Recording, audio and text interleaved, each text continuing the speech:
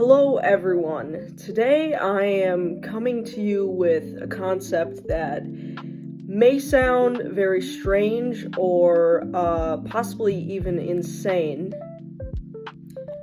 I'm going to talk about nihilism, which definitely gets a bad rap, I feel like, and it is not necessarily framed as a good thing most of the time. However, I am here today going to change your mind and convince you that actually nihilism isn't so bad, at least not as bad as some people think it is. So I guess first then we should establish what exactly nihilism is. This is the concept that, well, nothing really matters, actually, in the grand scheme of life.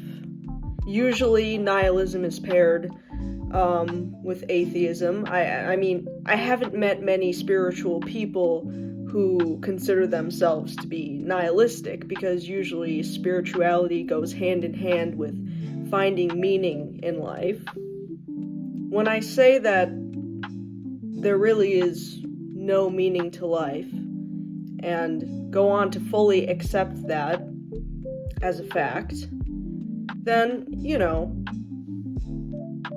you can choose your own meaning in life. But that's not really what I'm here to talk about, actually.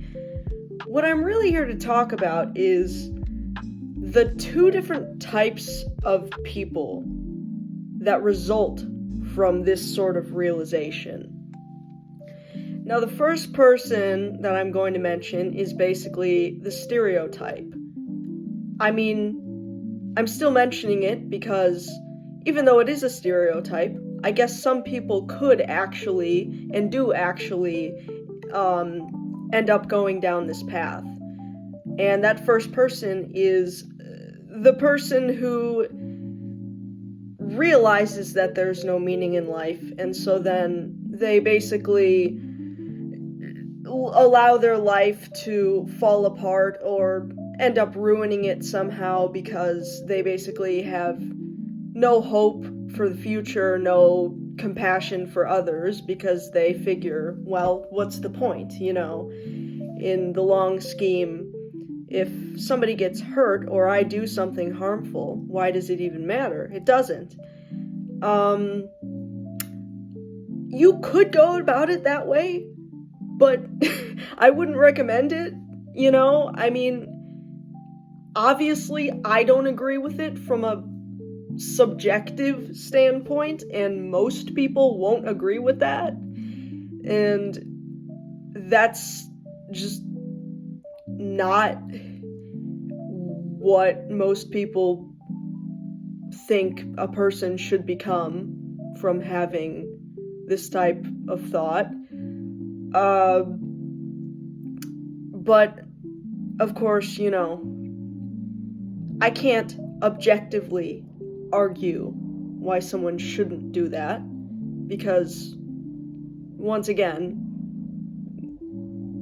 it's a subjective thing, but I disagree with that. Now, the second path of nihilism is what I've become. What I've become after having this realization that nothing matters is not depressed, not hopeless, not struggling to find meaning. What I have found from this is so profound, in my opinion, and it took me a while to get there. Yeah, it was a difficult realization at first to become a nihilist, essentially, but once I came to terms with it, I basically realized that everything that we worry about as humans on this earth is so insignificant. I mean, really, one day we're going to die, and then basically our consciousness fades away, and nothing really on Earth will be relevant to us, basically. I mean, some people believe in an afterlife. I personally don't, but we should live and do the things that we think will make the world a better place. But obviously, that's my opinion, and that's most people's opinions, hopefully. You want to contribute to society, you want to do good. And I am someone who has struggled with anxiety my entire life, like crippling anxiety, debilitating. It's horrible.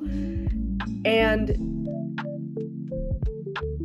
this doesn't work every single time. I will say it doesn't work every time, because sometimes, especially when you have an anxiety disorder, the chemicals in your brain, your emotions, they can take over, and they don't allow you to think rationally. And if they do, then they certainly don't allow you to accept what you're saying.